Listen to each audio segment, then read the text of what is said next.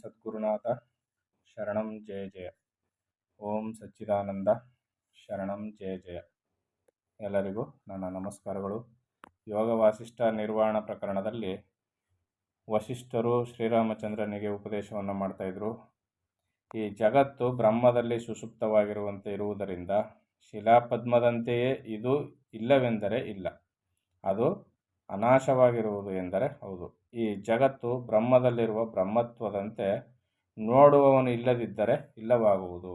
ಈ ಜಗತ್ತನ್ನು ನೋಡುವವನು ಯಾರು? ಜೀವಾತ್ಮನು. ಜೀವಾತ್ಮನು ಅನ್ನಿಸ್ಕೊಂಡಿದ್ದು ಯಾವಾಗ? ಅಂತಃಕರಣ ಮೂಲದಲ್ಲಿ ಅಜ್ಞಾನದ ದೆಸೆಯಿಂದ ನಾನು ಜೀವನು ಅಂದುಕೊಂಡತಕ್ಕಂಥ ಪರಬ್ರಹ್ಮನ ಸ್ವರೂಪವೇ, ಆ ಪ್ರತಿಬಿಂಬವೇ ಜೀವಾತ್ಮನಾಗಿ ಜಗತ್ತನ್ನು ನೋಡೋದಕ್ಕೆ ಅಹಂಭಾವದಿಂದ ಕೂಡಿದವನಾಗಿ ಜಗತ್ತನ್ನು ನೋಡೋದಕ್ಕೆ ಆರಂಭ ಮಾಡ್ತದೆ. ಆದರೆ ಅದನ್ನು ನೋಡುವವನೇ ಇಲ್ಲವಾದಾಗ ಏನಾಗುತ್ತೆ? ಜಗತ್ತು ಇರೋದಿಲ್ಲ. ಜಗತ್ತು ಬ್ರಹ್ಮ ಇವೆರಡಕ್ಕೂ ಭೇದವೆಲ್ಲಿಯದು? ಹೌದು ತಾನೆ? ಈಗ ಹಣ್ಣಿನ ಆ ರಸ ತುಂಬಿದ ಆ ಮಜ್ಜೆಯನ್ನು ಕವರ್ ಮಾಡ್ಕೊಂಡಿರೋದು ಯಾವುದು? ಒಳಗೊಂಡಿರ್ತಕ್ಕಂಥ ಯಾವುದು? ಚಿಪ್ಪು. ಆದರೆ ಇಲ್ಲಿ ಜಗತ್ತೆನ್ನುವುದು ಎಲ್ಲಿದೆ? ಪರಬ್ರಹ್ಮನೊಳಗೇ ಇದೆ. ಆದ್ದರಿಂದ ಇಲ್ಲಿ ಜಗತ್ತು ಮತ್ತು ಬ್ರಹ್ಮ ಇವೆರಡಕ್ಕೂ ಭೇದ ಎಲ್ಲಿಯದು? ತರುಪಾದಪ ಎಂಬ ಶಬ್ದಗಳಲ್ಲಿ ರೂಪಭೇದವೇ ಹೊರತು ಅರ್ಥಭೇದವು ಹೇಗೆ ಇಲ್ಲವೋ ಹಾಗೆಯೇ ಇದು. ಈ ಜಗತ್ತುಗಳು ಎಷ್ಟೆಷ್ಟೋ ಇವೆಯೋ ಅಷ್ಟು ಚಿದಾಕೃತಿಗಳೇ ಅಲ್ಲದೆ ಇನ್ನೇನೂ ಅಲ್ಲ. ಈ ಚಿತ್ತಿನ ಆಕೃತಿಗಳೇ ಹೊರತು ಈ ಜಗತ್ತಾಗಿ ಏನೇನು ವಿಜೃಂಭಿಸ್ತಾ ಇದೆಯಲ್ಲ, ಇದ್ಯಾವುದು ಬೇರೆ ಅಲ್ಲ, ಎಲ್ಲವೂ ಪರಬ್ರಹ್ಮವೇ. ಈ ಚಿತ್ತಿಗೆ ಹೇಗೋ ಹಾಗೆಯೇ ಈ ಬ್ರಹ್ಮಾಂಡಗಳಿಗೂ ಯಾವಾಗಲೂ ಭಾವವೂ ಇಲ್ಲ, ಅಭಾವವೂ ಇಲ್ಲ. ಮರುಭೂಮಿಯ ತಾಪವೇ ಜಲವಾಗಿ ಕಾಣುವಂತೆ ಬ್ರಹ್ಮವೇ ಜಗತ್ತಿನಲ್ಲಿ ಭಾಸವಾಗುವುದು. ಮರುಭೂಮಿ ಬಿಸಿಲಿನ ಬೇಗೆ ಕಾಯ್ದಂಥ ಮರಳು ಅದರ ಹಬೆಯಿಂದಾಗಿ ದೂರದಲ್ಲಿ ನೀರಿದೆ ಅಂತ ಕಾಣಬರುತ್ತಲ್ಲ, ಹಾಗೆಯೇ ಮರುಭೂಮಿಯ ತಾಪವೇ ಜಲವಾಗಿ ಕಾಣುವಂತೆ ಇಲ್ಲಿ ಬ್ರಹ್ಮವೇ ಜಗತ್ತಿನಲ್ಲಿ ಭಾಸವಾಗುವುದು. ಆ ಪರಬ್ರಹ್ಮವೇ ಜಗತ್ತಿನ ರೂಪದಲ್ಲಿ ಭಾಸವಾಗ್ತದೆ. ಮರುಭೂಮಿಯ ಜಲವನ್ನು ತಿಳಿದು ನೋಡಿದರೆ ಅದು ಬಿಸಿಲೇ ಆಗಿರುವಂತೆ, ಮರುಭೂಮಿಯ ಜಲವನ್ನು ಅಂದರೆ ಆ ಬಿಸಿಲುಗುದ್ರೆ ದೂರದಲ್ಲಿ ನೀರು ಇರುವಂತೆ ಕಾಣಿಸ್ತದಲ್ಲ, ಅದನ್ನು ಸರಿಯಾಗಿ ತಿಳಿದು ನೋಡಿದ್ರೆ ಅದೇನಾಗಿರ್ತದೆ? ಬಿಸಿಲಲ್ಲದೆ ಬೇರೆ ಅದು ಅಲ್ವೇ ಅಲ್ಲ, ಬಿಸಿಲೇ ಹೊರತು ನೀರಾಗಿರೋದಿಲ್ಲ. ಅದು ಆಗಿರುವಂತೆ ಮೇರು ಪರ್ವತವಾಗಲಿ, ತೃಣಗುಲ್ಮಾದಿಗಳೇ ಆಗಲಿ, ಚಿತ್ತಾದಿಗಳಾಗಲಿ ಯಾವುದೇ ಆದರೂ ತಿಳಿದು ನೋಡಿದರೆ ಅಂದರೆ ಅವಲೋಕನ ಮಾಡಿದರೆ ಅದು ಶುದ್ಧವಾದ ಬ್ರಹ್ಮವೇ ಆಗುವುದು. ಹೇಗೆ ನಾವು ಆ ಬಿಸಿಲೇ ಆಗಿರುವುದು ಮರಳುಗಾಡಿನಲ್ಲಿ ನೀರಾಗಿ ಕಾಣ್ತಕ್ಕಂಥದ್ದು ಬಿಸಿಲಲ್ಲದೆ ಬೇರೆ ಏನೂ ಅಲ್ಲವೋ, ಅದೇ ರೀತಿಯಲ್ಲಿ ನಾವು ಸರಿಯಾಗಿ ತಿಳಿದು ನೋಡಿದರೆ ಮೇರು ಪರ್ವತವಾಗ್ಬೋದು, ತೃಣಮೂಲಾದಿಗಳಾಗ್ಬೋದು, ಅವೇನಾಗ್ತವೆ? ಚಿತ್ತಾದಿಗಳಾಗಲಿ ಯಾವುದೇ ಆದರೂ ತಿಳಿದು ನೋಡಿದರೆ ಅದು ಶುದ್ಧವಾದ ಬ್ರಹ್ಮವೇ ಹೊರತು ಬೇರೆ ಅಲ್ವೇ ಅಲ್ಲ ಅಂತ ಇಲ್ಲಿ ಹೇಳ್ತಾ ಇದ್ದಾರೆ. ನಮಗೆ ಜ್ಞಾನವು ಲಭಿಸುವುದು ಇಂದ್ರಿಯಗಳಿಂದ. ಹೌದು ತಾನೆ? ವ್ಯಾವಹಾರಿಕ ಜಗತ್ತಿನಲ್ಲಿ ನಮಗೆ ಯಾವುದೇ ಜ್ಞಾನ ಲಭಿಸಬೇಕಾದ್ರೆ ಇಂದ್ರಿಯಗಳ ಮುಖಾಂತರ ನಮಗೆ ಗೊತ್ತಾಗುತ್ತೆ. ಅದರಲ್ಲಿಯೂ ಮುಖ್ಯವಾಗಿ ಕಣ್ಣು ಕಿವಿಗಳಿಂದ. ಹೀಗೆ ಇಂದ್ರಿಯಜನ್ಯವಾದ ಜ್ಞಾನವನ್ನು ಮನಸ್ಸು ಸಮೀಕರಣ ಮಾಡ್ತದೆ. ಮನಸ್ಸು ಇದನ್ನು ಸಮೀಕರಣ ಮಾಡಿ ತಿಳಿಸ್ಕೊಡ್ತದೆ. ಬುದ್ಧಿಯು ನಿಶ್ಚಯ ಮಾಡ್ತದೆ.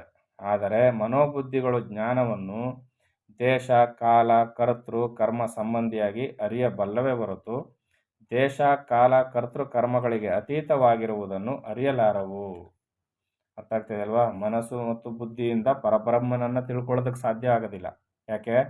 ಇಲ್ಲಿ ಇವು ಇಂದ್ರಿಯಗಳ ಮುಖಾಂತರ ಅವು ದೇಶ ಕರ್ತೃ ಕರ್ಮಗಳಿಗೆ ಅತೀತವಾಗಿರುವುದನ್ನು ಅರ್ಥ ಮಾಡ್ಕೊಳ್ಳೋಕ್ಕೆ ಯಾವುದೇ ಕಾರಣಕ್ಕೂ ಸಾಧ್ಯವಿಲ್ಲ. ಪರಮಾತ್ಮ ಇವುಗಳ ಅತೀತನಾದವನು.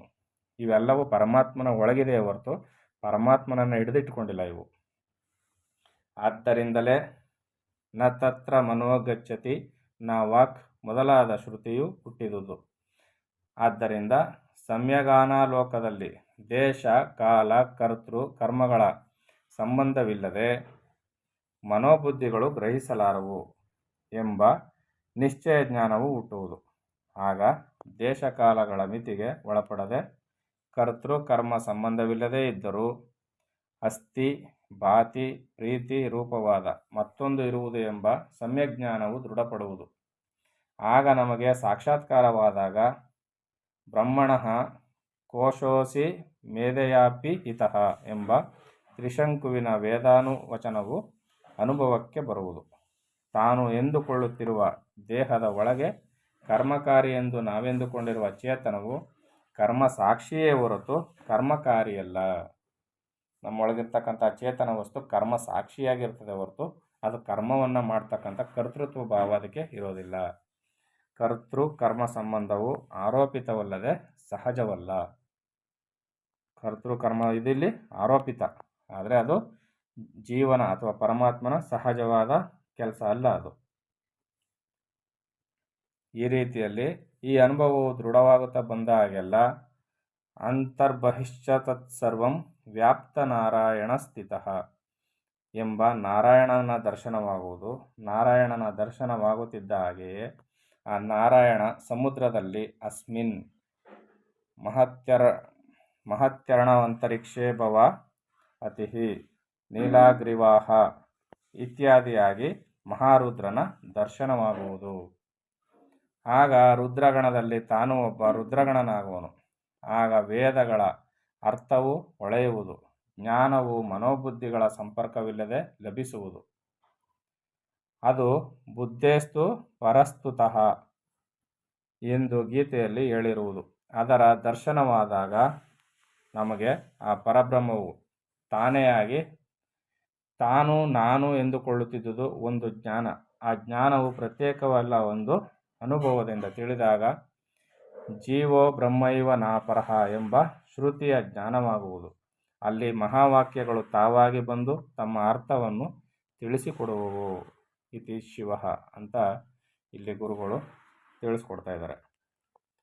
ಕರಕಾಂಬು ವಿಭಾಗದಿಂದ ಅಂದರೆ ಆಲಿಕಲ್ಲು ಸ್ಥೂಲವಾಗಿ ಕಣ್ಣಿಗೆ ಕಂಡರೂ ನಿಜವಾಗಿ ಅದು ಜಲವಿಕಾರವೇ ಎಂಬ ಜ್ಞಾನವಾದಾಗ ಆಗುವ ಹಾಗೆ. ಕರಕಾಂಬು ಅಂದರೆ ಆಲಿಕಲ್ಲು. ಮಳೆ ಬಿದ್ದಾಗ ದೊಡ್ಡ ದೊಡ್ಡ ಈ ಮಂಜುಗಡ್ಡೆಯ ಒಂದು ಸಣ್ಣ ಸಣ್ಣ ಗೋಲಿ ಆಕಾರದಲ್ಲಿ ನಾನಾ ಥರದಲ್ಲಿ ಆಲಿಕಲ್ಲುಗಳು ಬಿದ್ದಿದ್ದನ್ನೆಲ್ಲ ನೋಡಿದ್ದೀವಿ ನಾವು.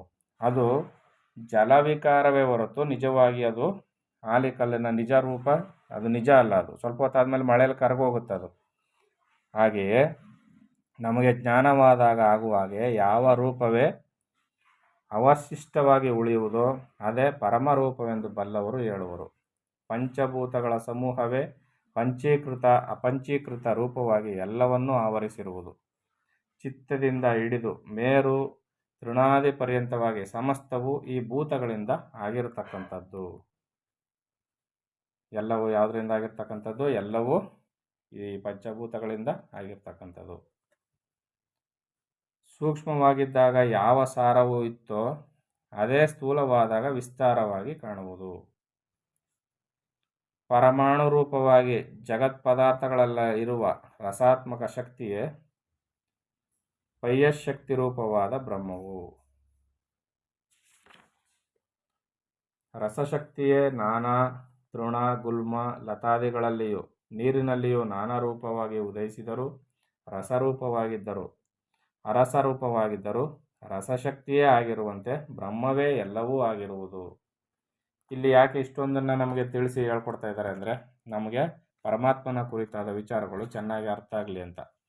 ಈಗ ಮಯೂರದ ಅಂಡದಲ್ಲಿರುವ ರಸದಲ್ಲಿ ವಿಚಿತ್ರವಾದ ಬಾಲದ ಗರಿಗಳ ಕಾಠಿಣ್ಯವೂ ಇರುವಂತೆ ಅಭವ್ಯಂಜನ ಕ್ಷೇತ್ರವಾದ ಚಿತ್ತದಲ್ಲಿಯೂ ಮೇರ್ವಾದಿಗಳೆಲ್ಲವೂ ಇರುವವು. ಅಂದರೆ ಮಯೂರದ ಅಂಡದಲ್ಲಿರುವಂತಂದರೆ ಈ ನವಿಲಿನ ಮೊಟ್ಟೆ, ಆ ನವಿಲಿನ ಮೊಟ್ಟೆ ರಸದಲ್ಲಿ ವಿಚಿತ್ರವಾದ ಬಾಲದ ಗರಿಗಳ ಕಾಠಿಣ್ಯವೂ ಇರುವಂತೆ. ಈಗ ಒಂದು ಮೊಟ್ಟೆಯನ್ನು ತೆಗೆದುಕೊಂಡು ನೋಡಿದ್ರೆ ಆ ಒರಟಾದ ಗರಿಗಳೆಲ್ಲವೂ ಈ ಮೊಟ್ಟೆ ಒಳಗಿದೆ ಅಂತ ಕಾಣಬರುತ್ತಾ?